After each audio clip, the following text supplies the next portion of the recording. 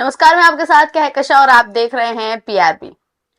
महाराष्ट्र चुनाव को कुछ ही समय बचा है, लेकिन इससे पहले कैसे महाराष्ट्र में बवाल हो गया है और इस बवाल से कितना बड़ा नुकसान एकनाथ शिंदे को उठाना पड़ सकता है, ये आप अपने आप में सोच सकते हैं।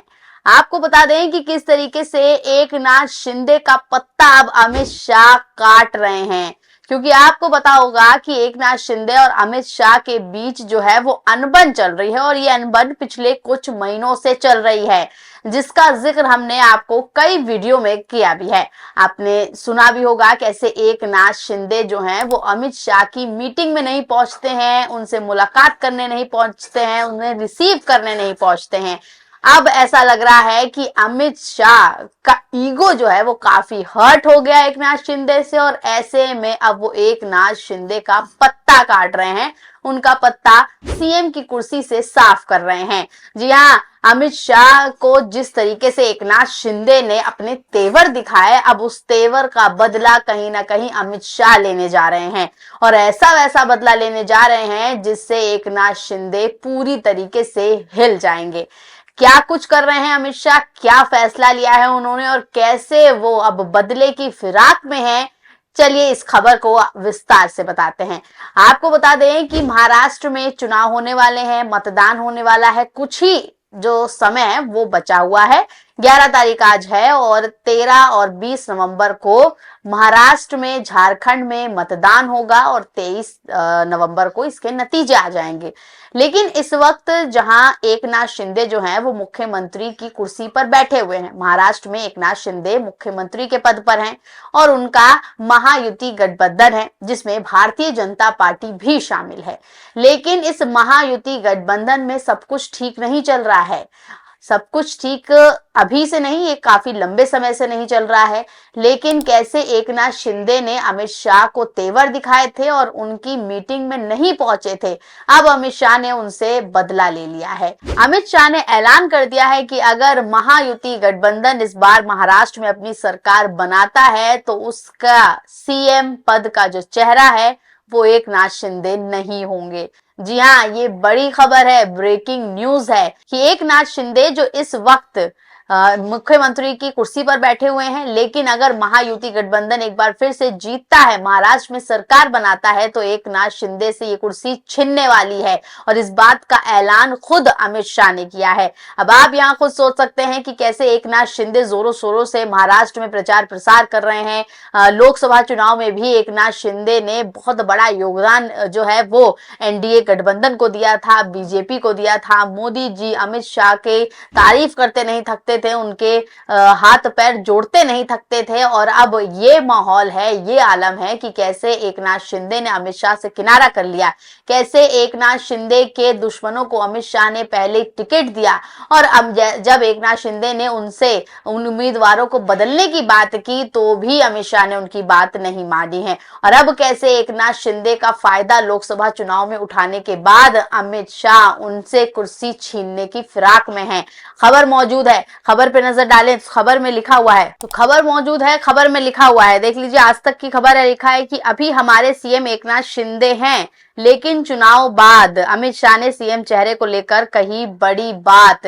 तो अभी तो सीएम शिंदे जो है वो मुख्यमंत्री पद पर बैठे हुए हैं, यानी कि सीएम बने हुए हैं, लेकिन अगर चुनाव के बाद सरकार आती है महायुति की तो सीएम का चेहरा कोई और होगा, एकनाथ शिंदे इसका चेहरा नहीं होंगे। अभी आपने देखा होगा कि हरियाणा में चुनाव हुए, हरियाणा में भारतीय जनता पार्टी की सरकार बनी, उससे पहले नायब सिंह सैनी मुख्यमंत्री थे और फिर एक बार फिर जब बीजेपी की जीत हरियाणा में हुई तो दोबारा नायब सिंह सैनी को ही मुख्यमंत्री के पद पर अमित शाह ने बैठाया था। इतने तिड़िम झाम किए थे, खूब दंड भेद किया था, लेकिन नायब सिंह सैनी को ही मुख्यमंत्री की कुर्सी दी गई थी।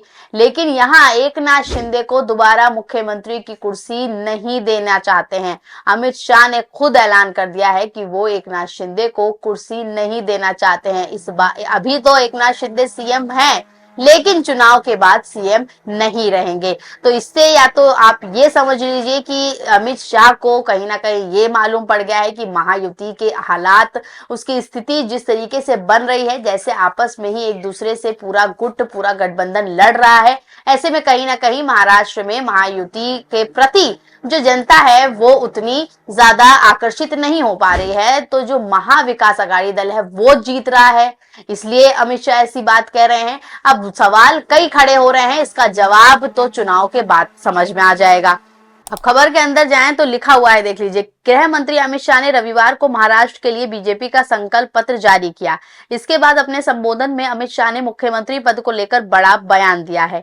अमित शाह ने कहा कि अभी तो हमारे मुख्यमंत्री एकनाथ शिंदे हैं, लेकिन चुनाव के बाद हम सभी बैठकर इस पर विचार विमर्श करेंगे।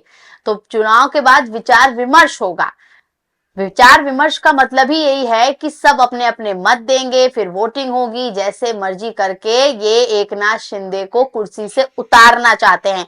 क्योंकि जब हरियाणा में चुनाव हुए थे तो नायब सिंह सैनी को लेकर ऐसा कोई विचार विमर्श नहीं किया गया था। पहले ही ये तय था कि अब की बार जब बीजेपी की सरकार हरियाणा में बनेगी तब भी नायब सिंह सैनी ही मुख्यमंत्री बने रहेंगे। और चुनावी यात्राओं में, चुनावी सभाओं में अमित शाह ने इसका जिक्र भी किया कई बार कि नायब सिंह सैनी ही हमारे दोबारा मुख्यमंत्री बनने वाले हैं। लेकिन यहाँ आप देख लीजिए, महाराष्ट्र में विचार विमर्श की बात आ गई है। कह रहे हैं कि अभी तो एकनाथ शिंदे सीएम है, लेकिन चुनाव जीतने के बाद हम इस पर विचार विमर्श करेंगे। यानी कि सीधा सीधा ये बता रहे हैं कि एकनाथ शिंदे जो हैं वो अब दोबारा सीएम की कुर्सी पर नहीं बैठने वाले हैं।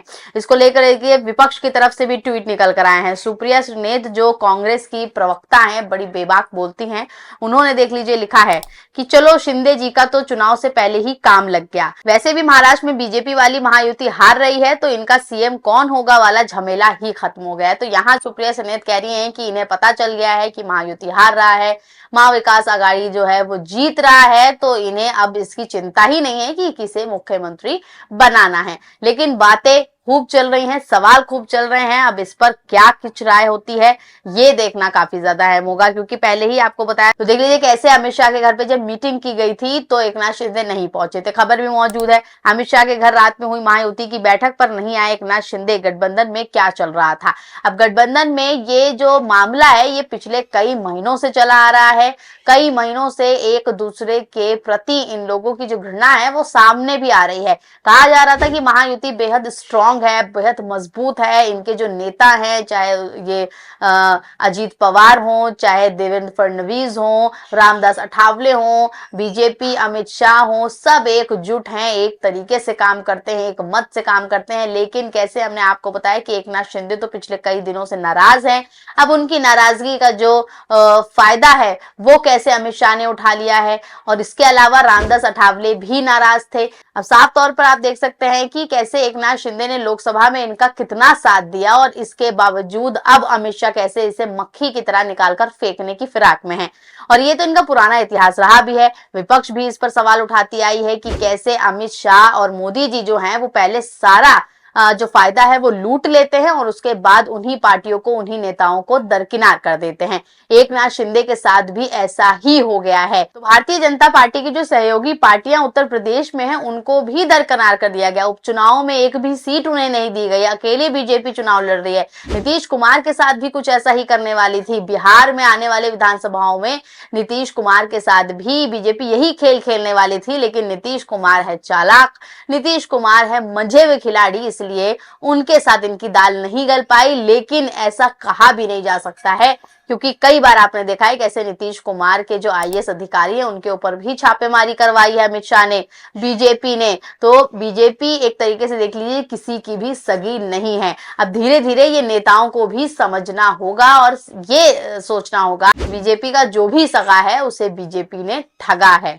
और इसका देख लीजिए इनका जो असली चेहरा है वो भी कहीं ना कहीं सोशल मीडिया पर भी लोग बता रहे हैं। रागा फॉर इंडिया करके जो फैन पेज है उसने लिखा है कि लो एकनाथ शिंदे को तो अमित शाह ने ठिकाने लगा दिया है। भाजपा ने अपना असली रूप दिखाकर एकनाथ शिंदे का मुख्यमंत्री बनने का सपना तोड़ दिया। ये वीडियो महाराष्ट्र में हर जगह पहुंचना चाहिए। भाजपा का असली रूप पता चलना चाहिए। तो भाजपा का असली रूप पता चल गया है और धीरे धीरे और भी जो इनके मंसूबे हैं और जो और भी इनके अंदर खटपट चल रही है एक साथ, वो जल्द सामने आएगी। और जो ये ढोंग रचते हैं एक साथ होने का, गठबंधन बनाने का, ये गठबंधन भी धीरे धीरे टूटेगा। पहले राज्यों के टूटेंगे और फिर जो नेशनल है यानी कि केंद्र है उसका गठबंधन टूटेगा। इस तरीके के सवाल खड़े हो रहे हैं। आपकी इस पूरी खबर पर, पूरी वीडियो पे क्या राय है, कमेंट के जरिए जरूर बताएं और ऐसी तमाम खबरों के लिए आप बने रहे पीआरबी के साथ। धन्यवाद।